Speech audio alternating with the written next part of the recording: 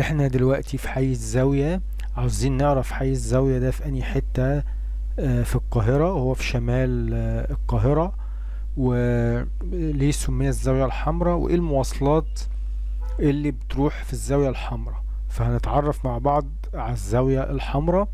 الزاوية الحمراء شمالا شارع ترعة بورسعيد والأميرية وشبرا الخيمة، وغرب حي شبرا والمظلات وكوبرا بوافية، والشرق شارع بورسعيد وحدائق القبة، والجنوب حي الشرابية.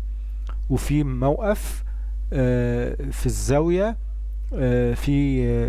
في ميني باص وفي اتوبيس، وفي مواقف ميكروباص، دي هنعرفها في حلقة تانية. ومدينة النور تبع الزاوية اللي جنب المظلات وجنب عبود، دي مدينة النور. فاحنا عاوزين نعرف المواصلات. في مواصلات بتيجي من المظلات وتمشي في شارع منشية الجمل. شارع منشية الجمل ده شارع رئيسي، ومن موقف الموقف الزاوية منشية الجمل ودوران شبرا على منشية الجمل في بعض المينيباصات، وفي من الخصوص بيجي ميني باص. وفي شارع بورسعيد بيجي منه بعض الأتوبيسات من شبرا وشبرا الخيمة وإبراهيم بيك والأميرية.